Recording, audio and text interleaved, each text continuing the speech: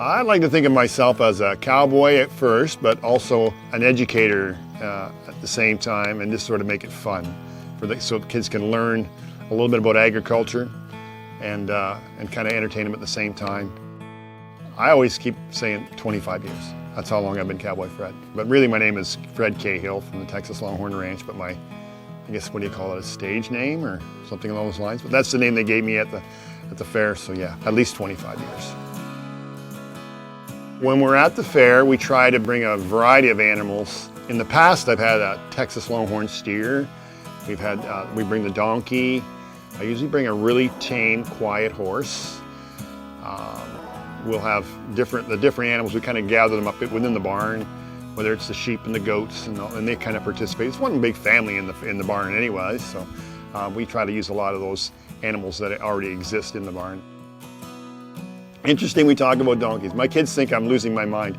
I bought a herd of donkeys last summer, and I got them home in November. I bought 13 donkeys. I gotta tell you, I love donkeys. I think they're probably the most affectionate animal that there is. The best part about donkeys is they always go to the washroom in the same place, so you're not picking up manure all over the place. So they're just a really neat animal. And I'm actually expecting one this week, I think, sometimes.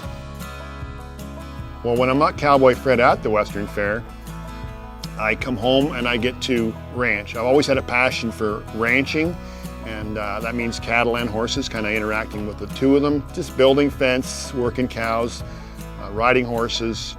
I don't know, it's a neat lifestyle, and that's kind of what I do at home. It's a good living. My wife runs a bed and breakfast, so we're a guest ranch, and people come from all over the world, and they're looking to go to a ranch. You picture a ranch, I don't know, you might think you've got a picture in mind. When we do it, it's friendliness and cleanliness. It's got the wow factor. It's more than they expected. It's just, I don't know, there's something about this place that's pretty magical. So if you're coming here for a horseback ride, number one, we want to make sure it's safe. Probably you've never ridden a horse before, so we would assume that you're pretty green, and you'll probably be really nervous.